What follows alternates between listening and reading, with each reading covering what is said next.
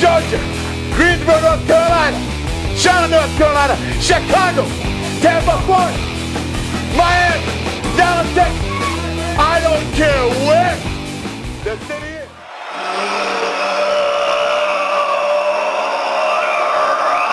Ladies and gentlemen, welcome here to episode 5. We are now 5 times in. It's the weekly Pro Wrestling Rush. Jeff Jaros along with Matt Shadis and Steven Lane, as always. How you doing, guys? Good. Kind of excited to do this episode with the Chamber coming up and everything. What do you guys think? Favorite pay-per-view? But first of all, we're gonna start it off with what happened on Monday on the Go Home show to Elimination Chamber for Monday Night Raw. We're gonna talk about what happened on that. Are you guys ready? Yeah. Okay, Yeah.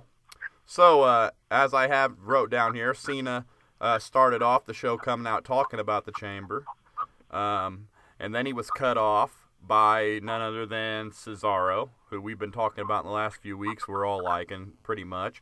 And just from that, I was just going to make a comment that I see a big push coming for Cesaro just because he was the first one out there on the first segment. Oh, yeah. Do you guys agree? Yes, I agree. Did you also notice, though, that they had Zeb do most of his talking? I'm thinking Zeb's going to be kept around as a mouthpiece, even if they do push him, and he's just going to be a top hill. Yeah, he needs to I'm all right with that. Manager. Yeah, I think so, too. What do you say, Steven? Dutch Mantel needs to stay in WWE for good, I think, for a while. He's a good hill manager, you know. He's one of the best managers of all time. I remember watching the guy wrestle back in the early 90s in WCW, too, which is funny, as Dutch Mantel, so... Yeah, and he's always had a hell of a mouth on him, you know? Yeah, there's no way he could get in the ring now with the way he's out there walking around. Barely looks like he can walk, but... And most people probably don't even think he used to be a wrestler. I bet many people don't even know he's Dutch Mantel. He looks so different. Dirty Dutch, he had that hairy chest and everything, I remember him. It was bad. Yeah. Okay, so you know, Cesaro comes out, and then after that, you know, Sheamus and Christian also come out and make their little statement. So they pretty much had everybody in the Chamber out by this point. Orton comes out and thanks the Authority for booking the match so he can fight all these guys. What did you guys think about that whole spiel?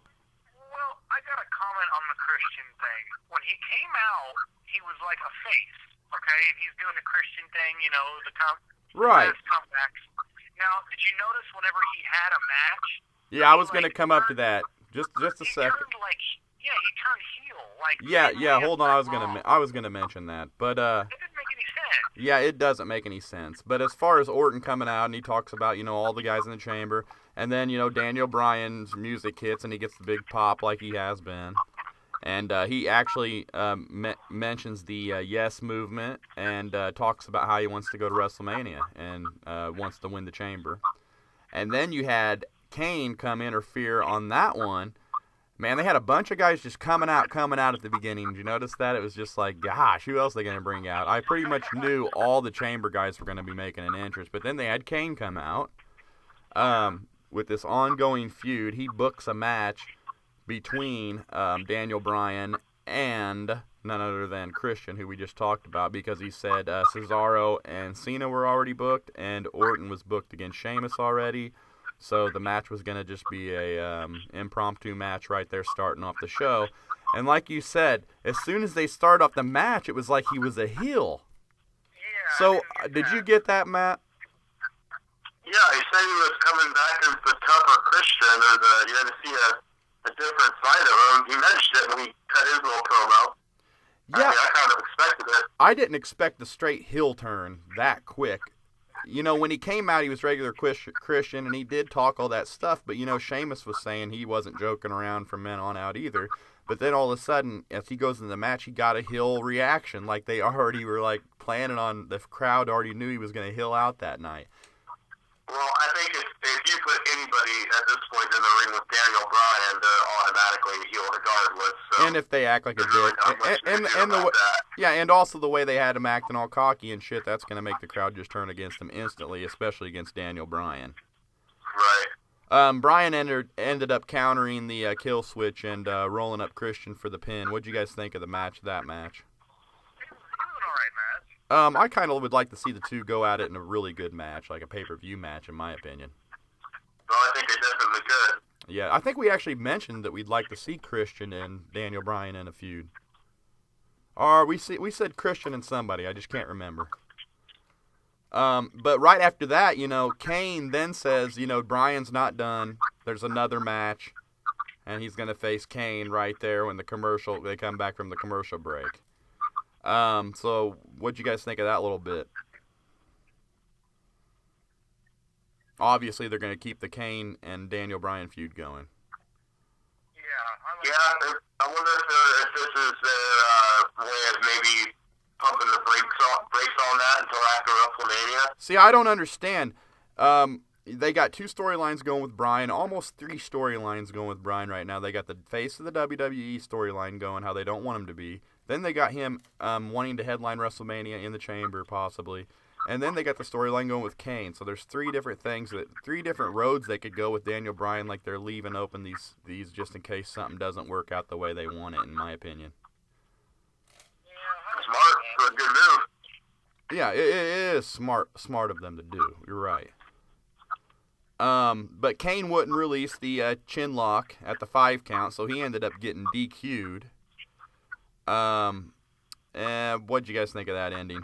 I mean, I pretty much knew that it was going to end up like that, to where, there was going to be a continuation to the story between Kane and Daniel Bryan. But I'm just wondering when they're going to have the blow-off on this and it's going to end, or are they going to end up at Mania fighting each other like we said? Who knows? I hope not. I hope not either. I've read a lot of reports that they're still planning on the 3-way match at Mania, possibly. So that's changing a lot of WrestleMania plans around if they do throw Bryan in, because he was not expected to be in that match with Batista and Orton. So it's going to be interesting. After all that spiel happened, Renee Young, once again in the back, getting more face time than most of the superstars, interviews Shield, and they talked about Mark Henry and the Wyatts. What did you guys think of that little deal? Did you even see that little interview? It was good. I'm getting sick of seeing Renee Young on there. She's not even that great of a on-air personality. I think I'd rather see Byron Saxton in that role. Yeah, and Renee Young, you ever notice when she first came on, she couldn't help but to laugh, and now she's not doing that anymore. So someone said something to her. Yeah, they're like, you're terrible. Why don't you just stop laughing when you're out there, and maybe we can keep you around a little longer. I don't know. I don't like her. I don't like her. I don't know why they don't get somebody else. What do you think, Matt? You kind of actually say you don't mind her, right? That shouldn't bother me. Yeah, she doesn't bother you. She's good looking, I guess, but that's about it. She's the only guys, man. Would you rather see Byron Saxton back there than her, though? I like what they're doing. I like that they've gotten the both of them back. What I don't like is they got rid of Matt Stryker. Oh, I love Matt Stryker. You didn't like? You don't think so, Matt? So I met Matt Stryker. He's got such knowledge and vast knowledge in the wrestling business, though. It's just unbelievable to me that they would let that guy go. Yeah, that doesn't make any sense. He's one of the most creative minds, I'd say, right now. The younger. He should be. TNA needs to wipe him up, grab him. Why they still can. He knows his stuff. Yeah. He could have done more with this character as a wrestler too. He wasn't bad. Yeah, he was a good manager too, I think. Yeah, when he rest in peace, Big Daddy V. While we're at it, that reminded me, he did manage Big Daddy V. Nelson Frazier, who just passed away at was it 42 or 43? I think he was born in 1972. I seen his whole career from Men on a Mission all the way through. Just always thought he was a huge guy, which he was, and that they could have done a little bit more with him than they did, in my opinion, throughout his career. But he was kind of held back, I think. I enjoyed the Big Daddy V. I really did like him a lot. I always enjoyed the World's Largest Love Machine, but it's okay. Yeah, but the thing is, that gimmick could only last so long. Oh, it was great though when him and Lillian were doing that stuff and everything. Oh wow. We're getting off topic there though, but oh no, I just had to give a shout out to him. So rest in peace, Viscera. Nothing but good things about him, you know? Right, he was a real nice guy. Actually, there's some shoot interview trailers on YouTube if you really want to find out what he was really like as a person. Pretty cool guy. I got nothing bad to say about Mabel or anything. Had some bad runs in the WWE, and I always felt bad for him, thinking it hard for him to get over. But, you know, that towards the end of his career, I think he did better than the beginning. But to move on next, it was Fandango with Summer Rae, once again, defeating Santino Marella with the atrocious Emma out there after a reverse suplex. So, Matt, have you still got no problem with Emma? Nope, I think it's funny. I think it's bad. I respect your opinion and everything. What do you think, Matt or Steven? Yeah, she's okay, but the dancing thing with like the... I don't like that. Yeah, I don't like the God, I don't want to say it's like she's doing the handicap sign or like, you know, I don't want to say it, but you know what I mean. Yeah, she's got to stop that. Who's in the back saying, hey, you're going to go out here and do that? Like, Do this little dance thing, which she has been doing in NXT, and it looked like it had been getting over. Did you see the package? Oh, man. Yeah, it's totally different. They're doing it. Excuse me, what, Matt? They're doing it totally different than how she was doing it in NXT. This is, I mean, when she wrestles, it's part of the entrance, and it's funny, and it's cute, and it's goofy. So I don't know. I don't like it. I'm gonna have to go online and check out some NXT Emma because I just don't get the whole thing. So see what they were trying to. She can wrestle too. Okay, see, I don't know. Yeah, she can wrestle. On NXT, the only problem, it's only an hour long. You only get to see usually 2 females a show, if that. So that's one problem with hour-long shows with females. So I have not seen her. Okay, so, you know, like I said, Fandango won that match. And then they go into Roman Reigns taking on Mark Henry. He beat Henry after a super punch and a spear. What'd you guys think of that?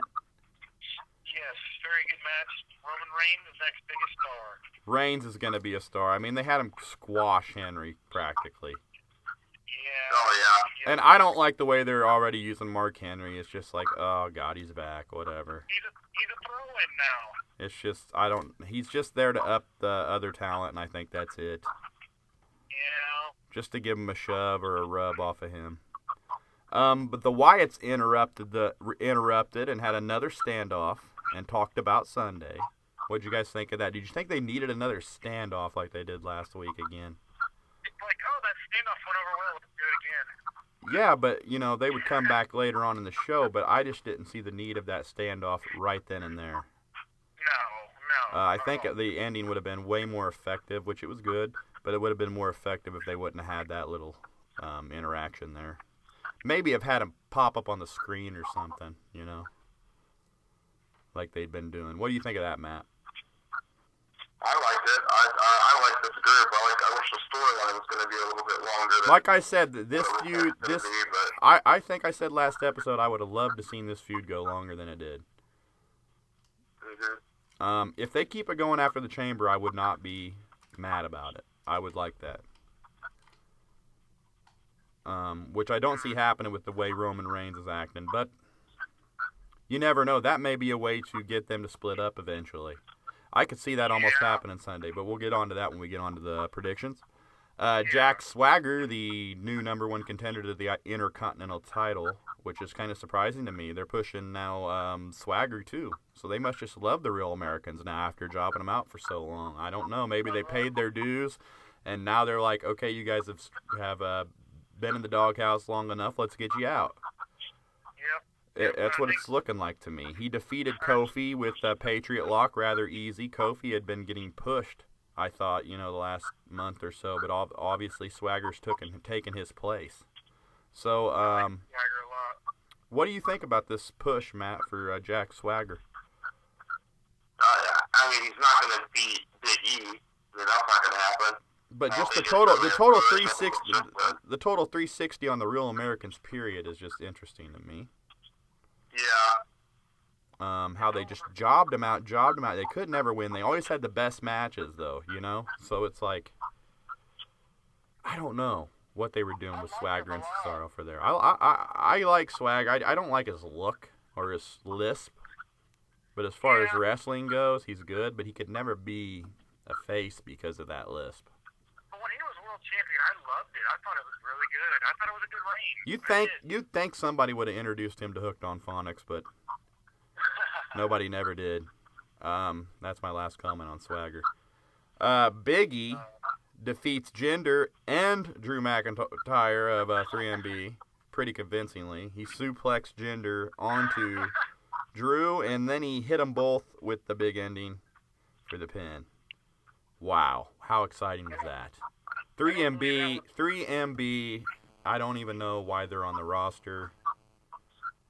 I know they're good wrestlers, you know what I mean, but it's just like this whole 3MB thing has been just a joke.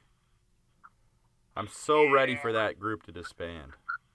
Drew McIntyre should stay, everybody else should go. Heath Slater as a leader of any group is terrible. Yeah, why isn't McIntyre the leader? He's like the only one that's actually talented. I noticed McIntyre went back to the tights. Yeah, and he looks smaller. Yeah, well, he was getting jacked up there for a while when he was in that Intercontinental run and being. Yeah, he goes from the chosen one to getting squashed every week. It's just I don't get it. Yeah, that's one of You have the anything to say on the Big E match, Matt? I don't really care for anybody in that match except for Big E. What do you think of 3MB? You ready for them to kick the dust already, like me? I wish they would all disappear. I do too. I really do. I don't even see any room for Drew McIntyre to even make a comeback by now. I don't know. I think it could still work. He went the way. He kind of reminds me exactly what they did to the Brian Kendrick, kind of. How they hyped him up, and then he was just a jobber. He had the best music in WWE. I think he's got an attitude problem, maybe, backstage. Yeah, that's what I've read. He hurt people, too. Yeah, kind of careless. So enough on Big E squashing everybody, getting ready for the Intercontinental match Sunday.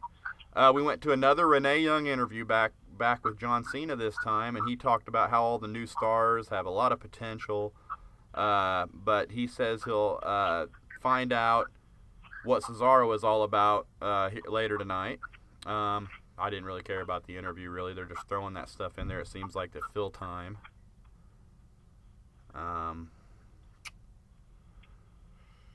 So what'd you guys think of that interview? It was alright. So they went directly into the match as Cena took on Cesaro, who came out with Zeb Coulter. And Cena pinned him after an attitude adjustment, but I was just going to say that, Matt. I've got it on here. Great match of the night, hands down. Cesaro is unbelievable in the ring. To even make Cena look that good, that just shows you how good the guy is. I think it's the best. That might be... Huh? That suplex where he suplexes Cena off of the apron outside the rope. Oh, my God, that was awesome. Yeah. Cesaro may have given Cena his best match of his career that night, in my opinion. When I see... Huh? I have an opinion on the match. By, Cesaro losing the match, it already tells everybody he's not winning.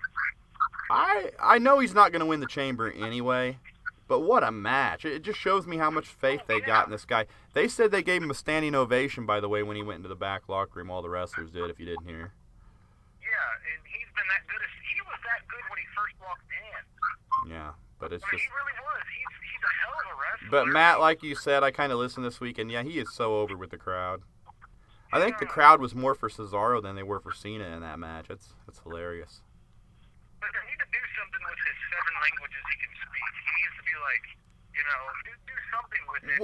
Well, they got Zeb as his mouthpiece, and I think that's what they're doing. Yeah. I would like to see that as a feud, that Cena Cesaro for a title feud. That would be nice. I'd like that. It could have a lot more better match. I just think getting Cesaro in the top picture is going to be good for WWE, period. Definitely. So. Antonio. Yeah, well, he's just Cesaro now. That's right. I'm calling him Antonio now. Just Antonio. Oh, gosh. It doesn't sound tough enough. I don't know why he may end up with that name again. Put back on there. Did you guys see who's the one that changed it. Vince McMahon's the one that changed it. And why is that? Because Antonio doesn't sound tough enough. That was the reasoning. That's just... That's stupid. You I know, don't it's even... and Big E, they dropped Langston on that too, you know. I liked Big E Langston better than Big E. Big E. Yeah. And, He's gotta go. Gotta yeah. change him tight. Right. Big E looks like the lost member of the nation. He does. He really does. The haircut. They should just make a new version of the nation. Yeah, they should.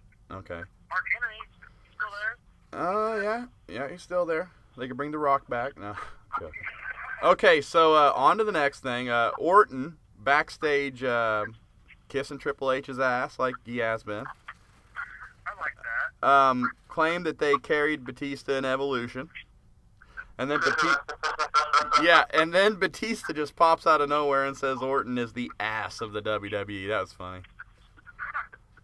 Triple H surprisingly greets Batista. And then Del Rio walks up with a neck brace on. He tells Batista that he's going to break both his arms Sunday, and Batista just shoves him into that cart. And, I mean, I was laughing on that when he just walks away. And what a joke they're turning Del Rio into. I think that's the end of his run after this pay-per-view. Yeah, it's over. He's been talking about wanting to leave anyway. I think they said, okay, well, you're going to look like a jackass. You're going to job to Batista, and then we'll let you go. Wow. I'm pretty much thinking that's what's happening right now with him. I don't think we'll see him after the Chamber, and I don't really care. Yeah. And now is Batista a heel or a face? Like I don't even know. I don't know what he is. I think he's a face right now. But then everybody's booing him though, you know? It's like Yeah, he's got that Cena thing going for him until they turn him heel. The plan is to turn him heel after Mania, but I'm thinking the company's already begging. I think some of the people are already like, just turn him heel already. Yeah, I mean, I think the best way to turn him heel would be whoever wins the Chamber match, you know, as they're walking out, Batista should come out and just beat him up. Well, you remember the one you went to where they had Batista come out after the Chamber and beat Cena for the title? Yes. They could do something like that again. Yes. Where Vince comes out. I guess Vince is wanting to get back on air anyway, so that's what I read. Yeah. And maybe, like, Batista could be his team, kind of his right-hand man. Yeah, that's what they should have done at that 2010 Chamber, I thought. Yeah. But that's stuff from the past. But I thought it was a funny segment, and how they mentioned Evolution and everything was cool, because when they were on there, I'm like, look, it's an Evolution reunion, until they said that. Yeah. So, after that, the Wyatt family had a match against Sin Cara and Los Matadores. Bray hit the Sister Abigail on Sin Cara for the pin, and should we call him Sin Cara or should we call him Hunico? I don't know. Oh, Jesus. It wasn't really that great of a match, just to show the Wyatt family's dominance, pretty much. What'd you guys think of that? Yeah. Was there any Shield interaction during that match or anything? Because I don't have it written down if there was. I don't remember. I don't think there was, because they waited till the very end for that. Yeah. So after that match, Jey Uso rolled up Billy Gunn for the win. The Usos looking strong, and would be great opponents for the Outlaws right now, which they are at the Chamber. And I think they finally made the match official after that, didn't they? I think they did. Okay, so that's going to be a good one. I think the Usos are looking real. They just love the Usos right now, in my opinion, and they're letting the Outlaws get the rub, so it's kind of cool. You guys got anything to say about that match? No, not really. Neither do I. Not much, no. Next was the main event, Sheamus versus Orton. Sheamus called for the Brogue Kick. The Shield interrupted and caused a DQ. Cena and Bryan came down to make the save, and then Cesaro hit the ring, and a brawl broke out, all-out brawl, which was cool. And then the Wyatt family appear after the lights went out, and they started unloading on the Shield, and then everybody just went after everybody, and it was all-out free-for-all until the show went off air. And in my opinion, that is how you end a pay-per-view go-home show. If you're going to build up people wanting to see this pay-per-view, let's do it. Let's just have them go crazy. I thought that was a good ending. Definitely. Did you guys like the ending as well? Yeah, I liked it. The way they did the Shield, or the Wyatts popping up when you least expected it, was cool. I like Cesaro coming out and initiating the All-Out Brawl, too. So, putting the spotlight on Cesaro and the Wyatts and the Shield is a good deal to me. In my opinion, for WWE, they're kind of trying to focus on some guys that are getting over with fans like us instead of the kids, which I think they need to do. Getting back to more of that 18, 25-year-old range, too, and, you know, don't make us seem like we're just idiots and oblivious to what's going on. That's my opinion there. So, overall, it was a good go-home show for Raw. Could have been a little more exciting, in my opinion. Like they said, it was just mostly matches, and they didn't have any kind of, which I liked, not having all that talking. So, because if you go back to last week, what we went an hour on, I mean, there was so much filler we talked about. And it seemed like this Raw had none. Was Ziggler on the show? Who? Was Ziggler on the show? Ziggler. Was he on the show? I don't know. He's not in my notes. No, I don't think he was. I don't think he made the show, man. Sandow did. Sandow was on there? I believe he was, and he lost. I don't even remember who it was, too. See, I think I might have missed a match or two. So. I don't know. We'll have to look at, if somebody had a computer, they could look it up, I guess, but. Yeah, it don't really matter. We got to the main parts, but it surprises me that Ziggler wasn't on the show. If he was, I forgot about him. I apologize to anybody listening, but as far as I know, he wasn't. So that concludes our review of the Go Home show for Raw, which was going to lead into this Sunday's Elimination Chamber pay-per-view. And I'm thinking this is going to be a great pay-per-view Sunday, really. It's going to be just, I just don't even know. The predictions are so hard for this one if you guys looked at it. Did you think the same? Yeah. Okay, so go ahead, Matt. There's some stuff I'd like to see happen. There's some stuff I think that is going to happen, but I don't think it's going to be anything spectacular. Yeah. So let me go through the matches, and as I give who I think's what's going to happen, you guys can go ahead and give your 2 cents on it, all right? So the first match I got, the pre-show match, Rhodes and Goldust against Ryback and Axel, and I'm taking Rhodes and Goldust all the way. Second pre-show that the Brotherhood's been in, and it doesn't look like they're going anywhere. Do you guys think that the Brotherhood are going to end up fighting at Mania, or is this just, are they just going nowhere? I think they're going to fight at Mania. They don't have much emphasis on them right now. It seems like they did there for a while till they lost the belts. Yeah. You'd have thought they'd have a big tag team title rematch and stuff, but they never really did. Yeah. So you guys looking? What are you guys looking? Rhodes and Goldust on the win on that one? I hope so. Yeah.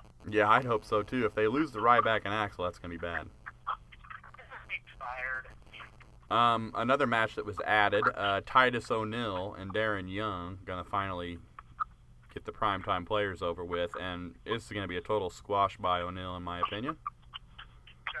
Yep. Because they loved his interview that he had. I forgot to mention that he actually had a really good interview that he did, and Triple H and Vince were both real happy about that interview that he gave on Raw about Darren Young. I actually had it on my notes and I skipped right by it. I'm about to look at it again. Yeah, and he didn't even really have to try that hard on that interview. No, he didn't. He just kind of raised his voice, and that's all he needs to do is just be realistic, you know. Some of these guys can learn from that interview. Yeah. So Titus, got it. yeah, Titus is definitely gonna have a push coming as a heel, as a monster heel, in my opinion. Yeah. Not a great big fan of him, but that interview kind of, he's doing pretty good. He's funny as hell. Darren Young, I don't see him going very far. They have Big E taking on Jack Swagger, and I think we all can agree that Big E's going to retain the title there for the Intercontinental title. That match is. I got Jack Swagger. Steven, you think Swagger? Why do you think this?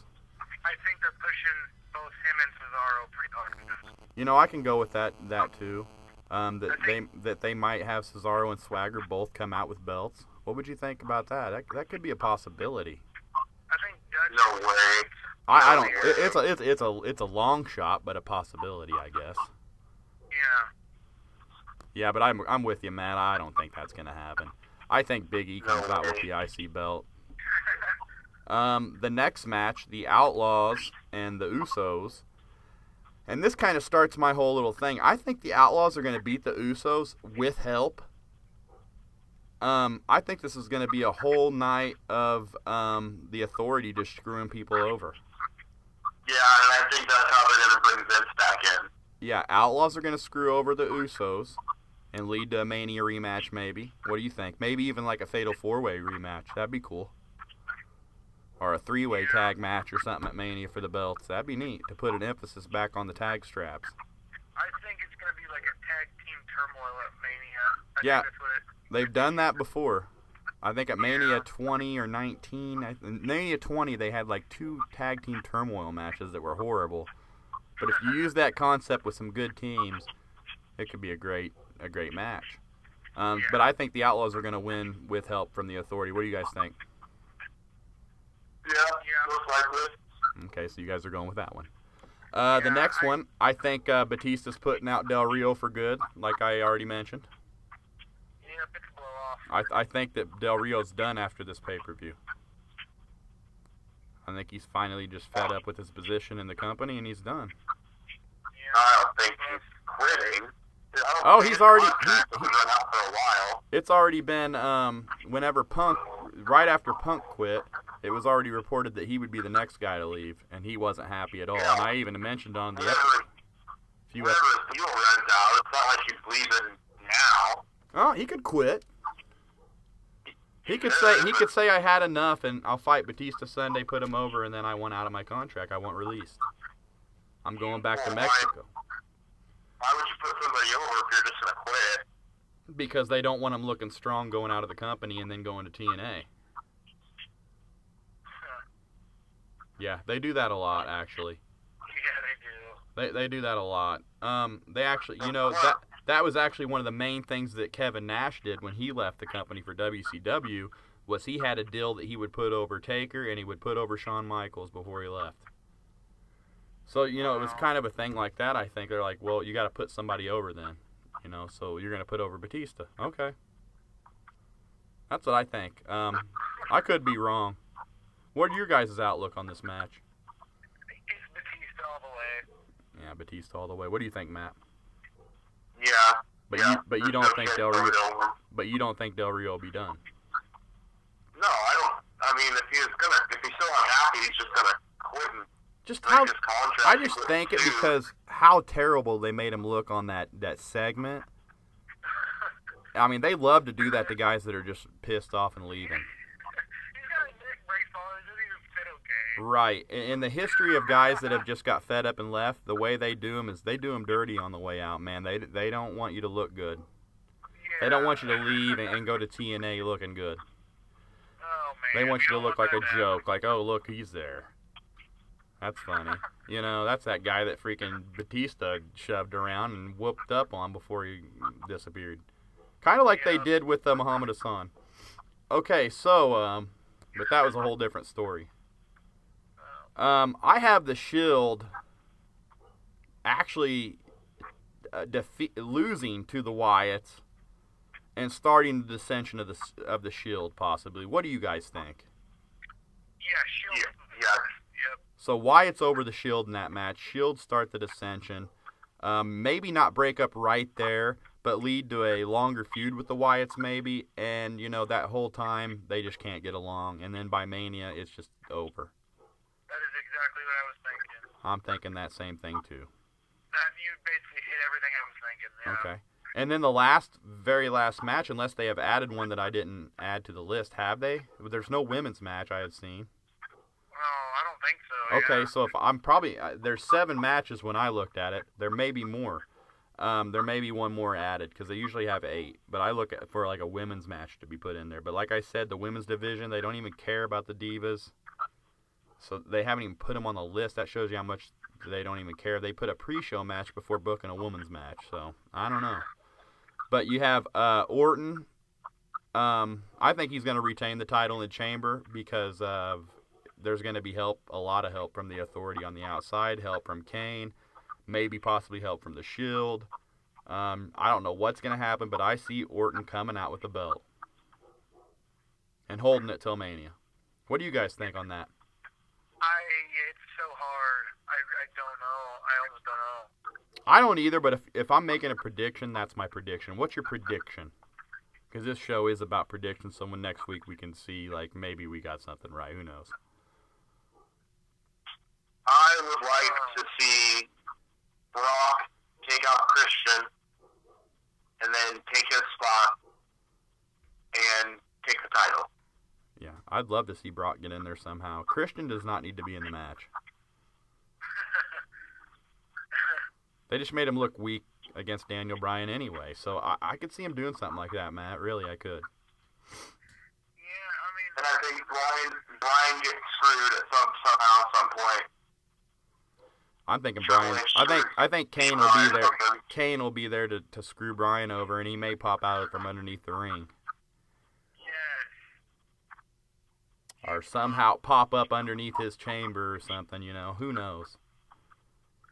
Why he's in the pod and to screw him over or something. Not let him get in the match or somehow. Or maybe even, you know, Triple H is a dick and just has Bryan be replaced by Brock or somebody. I don't know. I don't see Bryan coming out as the winner, that's for sure. I don't see Cena coming out as the winner. The only person I see coming out is Orton with the belts, and I don't know how it's going to happen. It's going to be an interesting pay-per-view. That's why I kind of want to check this out Sunday. Yeah.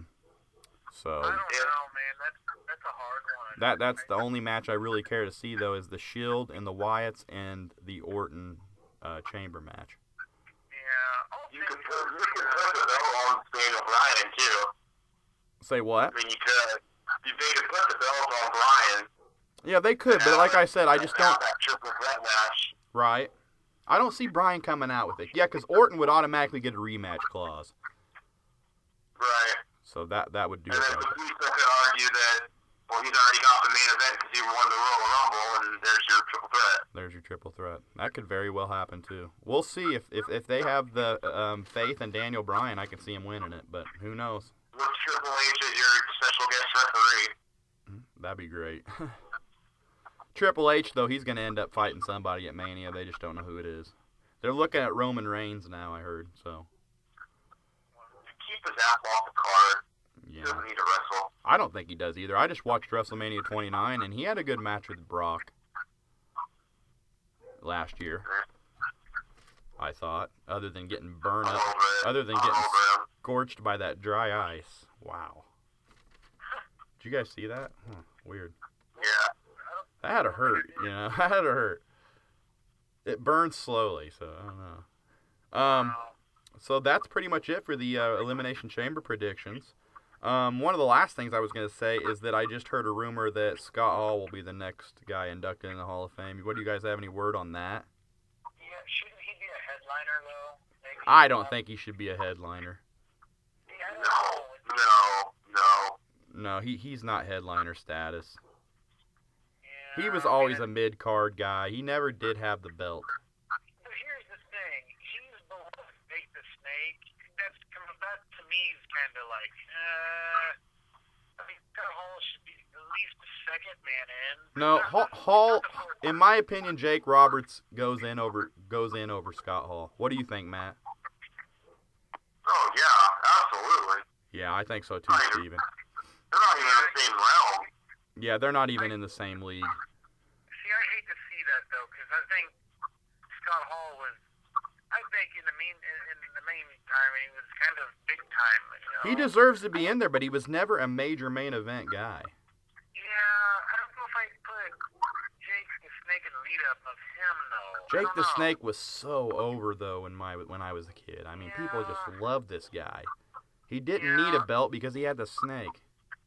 I mean, no, he was big time in his era, too, but I think Scott Hall should at least move up a few spots on the depth chart. I just think Jake Roberts alone was more of a draw than Scott Hall. Yeah. Razor Ramon, whatever you want to call him. They should just induct him as the Diamond Stud. Yeah. And then we can get Kevin Nash to get inducted as Oz, the Grand Wizard. Put Oz in, please. Put in Oz. Okay, well, my final thought is I can't wait for the results of the Chamber, and then I can't wait for Monday, guys. I mean, I've been waiting for this. I've been waiting for this Raw for like a month for Taker and all these guys to come on, see Hogan and everything. It's gonna be great. I gotta say, I'm ready for the network. Oh, I'm also ready for we're getting the network that night, me and my friends. So we are definitely pumped to get that too. But I think the Raw is gonna be great.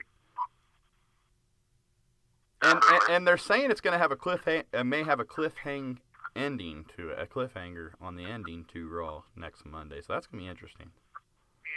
Yeah. But I'm really interested to see how this pay-per-view turns out. Well, that kind of concludes the show, though, guys. And we'll be back next week to talk about all that stuff that we just talked about. I thank you guys for calling in once again. Everybody out there, I'm going to say peace out and enjoy the Chamber, enjoy Raw, and we'll see you next week. Matt, Steven, take it easy. You got anything to say before we get out of here? Antonio Cesaro wins the Chamber. Okay, Cesaro wins the Chamber. Matt? Yep. What's your final? I think it's Orton, unfortunately. Orton. I say Orton takes the Chamber. My final thought. Till next week, guys. Peace out. Thanks for listening.